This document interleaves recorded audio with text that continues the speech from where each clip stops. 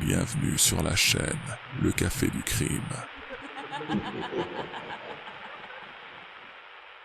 Abonnez-vous pour soutenir notre contenu, ou soyez maudits.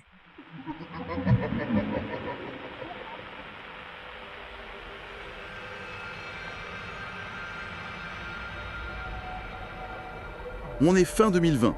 La police britannique sonne à la porte d'un type qui, à première vue, n'a vraiment rien d'incriminal. Non, rien du tout. David Fuller, 66 ans, un électricien, marié, père de famille. Une vie qui semblait complètement normale. C'est ça. Et à ce moment-là, la police pense juste avoir résolu une vieille affaire. 2 meurtres qui datent de 1987. Une affaire classée depuis plus de 30 ans. Exactement. Au départ, c'est juste ça. Mais ce qu'ils vont trouver chez lui en perquisitionnant, ça va faire basculer l'histoire dans une toute autre dimension. C'est là que tout explose. Oui. Derrière une commode, dans un compartiment secret, ils découvrent une montagne de matériel informatique. Des disques durs, des vieilles disquettes, des cartes SD. Et la quantité de données est juste hallucinante. On parle de près de 23 téraoctets. 23 téraoctets. C'est colossal. Et le contenu, les enquêteurs eux-mêmes ont dit que c'était d'une horreur absolue. 4 millions d'images. Des milliers de vidéos. Voilà. Alors aujourd'hui, on va se plonger dans les documents de cette affaire pour essayer de comprendre comment un homme a-t-il pu mener une double vie aussi monstrueuse pendant des décennies sans que personne ne se doute de rien. Comment un prédateur d'une telle ampleur a-t-il pu passer complètement inaperçu ? C'est la question. Et pour comprendre, je pense qu'il faut vraiment remonter le fil parce que ce n'est pas arrivé du jour au lendemain. Il y a une escalade. Il y a une escalade, oui. Les sources décrivent une enfance supposément normale, même si Fuller, bien plus tard, va vaguement évoquer un traumatisme important à l'âge de 4 ans. Ce qui est impossible à vérifier, bien sûr. Évidemment.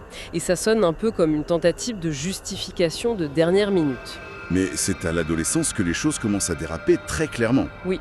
Ça commence de manière presque banale pour un jeune délinquant, des vols de vélo.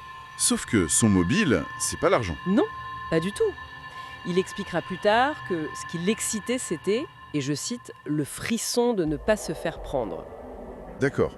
Donc le crime, c'est un moyen, pas un but. Exactement. Le vrai moteur, c'est ce sentiment de pouvoir, d'impunité.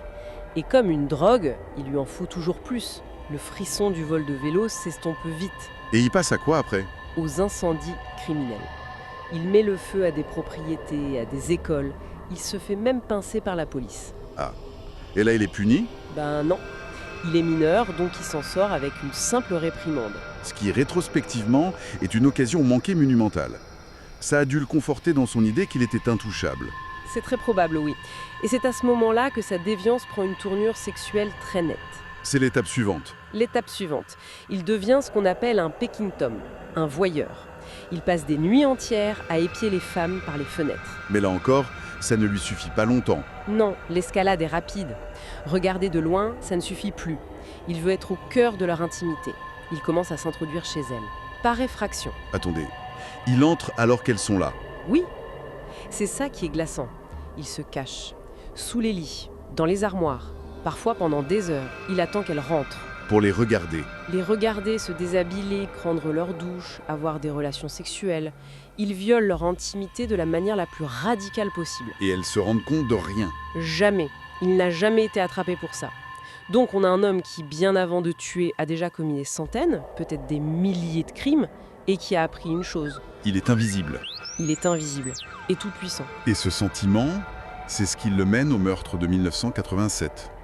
À ce moment-là, il a 32 ans, il en est à son 2e mariage. Et les sources décrivent un comportement de plus en plus tyrannique chez lui, un besoin de contrôle total. Qui cache quelque chose de bien plus sombre. Oui, et cette noirceur, elle va se déverser sur une jeune femme de 25 ans, Wendy Novell. Elle travaille dans un magasin de photos à Tunbridge Wells. C'est ça, Fuller développe une véritable obsession pour elle. Pendant 5 semaines, il la suit, il étudie ses habitudes, il rôde autour de sa garçonnière. 5 semaines. Ce n'est pas une impulsion, c'est une traque méthodique. Et personne ne remarque rien ? Si, des voisins remarquent bien un homme un peu étrange qui traîne dans le coin, mais personne n'alerte la police. Et le 22 juin 1987, il passe à l'acte. Il entre chez Wendy, l'agresse, la viole et l'étrangle. Mais Le point de bascule de toute cette affaire, c'est ce qu'il fait après le meurtre. Il commet des actes de nécrophilie sur son corps. C'est la première fois que ce comportement est documenté chez lui. C'est effroyable. Et avant de partir, il prend 2 choses. Son journal intime et son porte-clés. Des trophées. Des trophées pour avoir un souvenir tangible de sa transgression. Et il ne s'arrête pas là. 5 mois plus tard, il recommence. La deuxième victime, c'est Caroline Pierce, 20 ans. Elle travaille dans un restaurant qu'il fréquente. Le profil est... Similaire. Jeune, vivante seule. Exactement. Le 24 novembre, il l'enlève dans la rue, devant chez elle, et le scénario se répète. Meurtre, nécrophilie. Et on abandonne son corps. À 65 km de là, dans un fossé, et à nouveau, il vole son porte-clés. La police, à ce moment-là, fait le lien entre les 2 meurtres, qu'on appelle les meurtres des garçonnières. Oui, ils font le lien, mais ils sont dans une impasse. La technologie ADN n'en est qu'à ses débuts. L'affaire devient ce qu'on appelle un cold case. Et on pourrait croire que le tueur s'est arrêté. Mais en réalité, il n'a pas arrêté. Il a juste changé de méthode. C'est ça qui est fascinant, d'un point de vue criminel.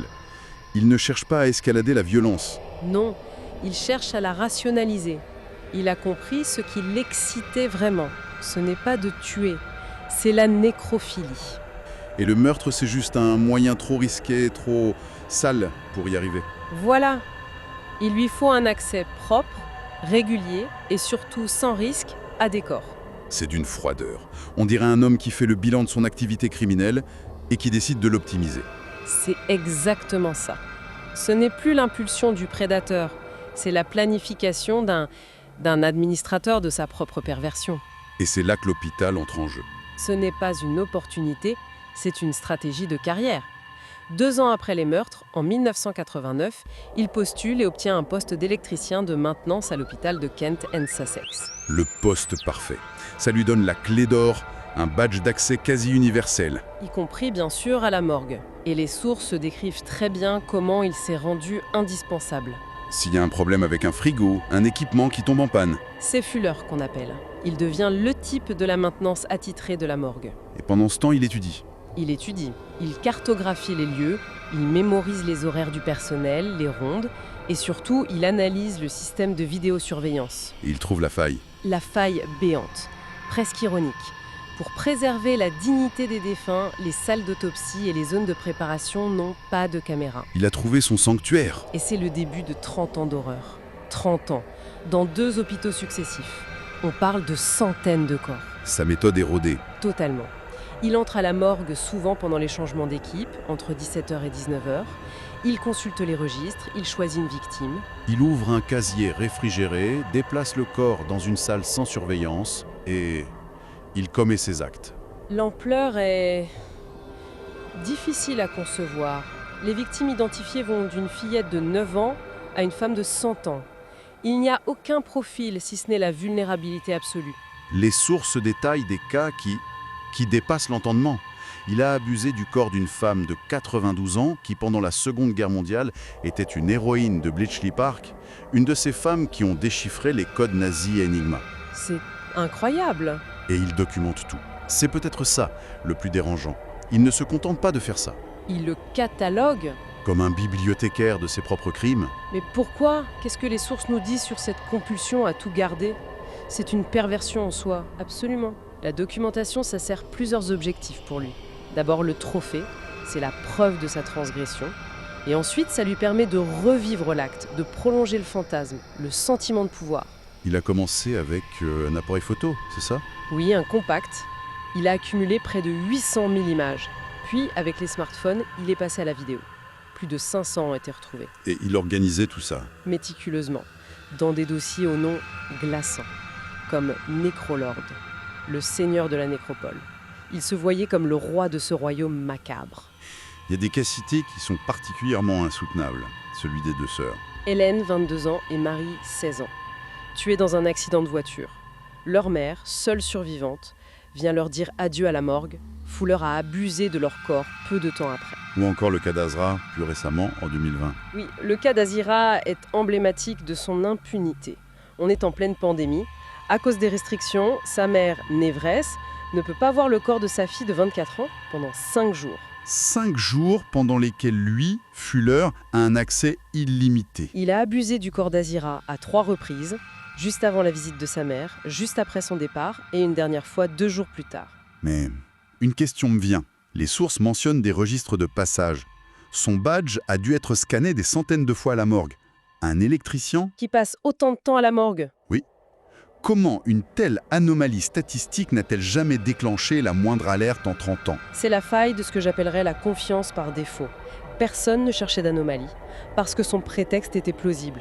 Il était l'homme à tout faire, toujours avec sa boîte à outils. Sa présence était banale. Banal et justifiable. Personne ne se demande pourquoi le plombier passe du temps à la chaufferie, personne ne s'est demandé pourquoi l'électricien passait autant de temps à la morgue, personne ne lui a jamais posé la question.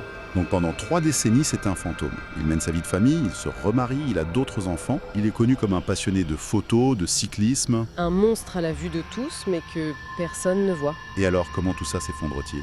C'est la science. La science qui finit par rattraper le passé.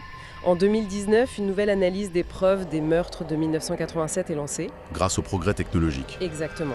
Les experts arrivent à extraire un profil ADN complet et unique des 2 scènes de crime. Un seul homme est responsable. Mais ils n'ont pas de correspondance directe dans la base de données nationale. Non. Mais ils utilisent une technique qui a fait ses preuves, la recherche d'ADN familial. Au lieu de chercher une correspondance exacte, ils cherchent des profils génétiques proches. Qui pourrait appartenir à un parent du tueur. Et ça fonctionne. La recherche les mène à un de ses proches, puis directement à son frère, David Fuller. À partir de là, il ne reste plus qu'un suspect. Le 3 décembre 2020, la police se présente chez lui, il l'arrête pour les meurtres de Wendy et Caroline. Et à ce moment-là, ils sont encore à 1000 lieues de soupçonner l'ampleur de ce qu'ils vont découvrir. C'est pendant la perquisition que tout explose. Dans son bureau, Oui, une pièce interdite au reste de la famille. Ils trouvent cette cache secrète. En commençant à examiner les fichiers, un des officiers, perplexe, se tourne vers son collègue. Et d'après les rapports, il dit est-ce que c'est un cadavre? Cette personne a l'air morte. c'est le moment précis. Le moment précis où une enquête sur un double meurtre vieux de 33 ans se transforme en la découverte d'un des cas de criminalité les plus sordides de l'histoire britannique. Et ce n'est pas tout. En plus de ses propres crimes, il trouve l'une des plus grandes collections d'images pédopornographiques jamais saisies au Royaume-Uni. C'est un abîme sans fond. Sans fond. Quelles sont les conséquences judiciaires de tout ça, Evelyne? Pour les meurtres, il a été condamné à 2 peines de prison à perpétuité intégrale. Il ne sortira jamais. Et pour les centaines d'agressions post-mortem? Il a reçu une peine supplémentaire de 12 ans, ce qui peut sembler dérisoire, mais c'est le maximum que la loi permettait pour ces crimes. Mais l'impact le plus terrible, c'est pour les familles. Apprendre des années, parfois des décennies après, que leurs proches ont été... Profané, la confiance dans le système de santé, le NHS, a été pulvérisée. La colère, l'indignation du public, immense. Une enquête a été lancée, je crois? Oui, une enquête publique pour comprendre ces failles de sécurité. Les conclusions se font encore attendre. Mais la voix des victimes, elle, commence à se faire entendre. La mère d'Azra, Névresse, a eu des mots très forts. Oui, je les ai lus. Elle a dit « Elle ne pouvait pas crier, elle ne pouvait pas m'appeler, mais je veillerai à ce que sa voix soit entendue. Ce sera ma mission. » Une promesse qui résonne, vraiment au cœur de cette tragédie. En fin de compte, ce dossier ne porte pas seulement sur la monstruosité d'un seul homme. Il soulève une question beaucoup plus vaste et plus dérangeante. Oui, On confie nos proches, au moment de leur plus grande vulnérabilité, à des institutions en qui on a une confiance aveugle. Comment ces institutions, ces lieux de soins et de respect, peuvent-elles protéger les plus vulnérables, même dans la mort? Et comment s'assurer qu'une telle trahison, qu'une telle horreur ne puisse plus jamais se reproduire?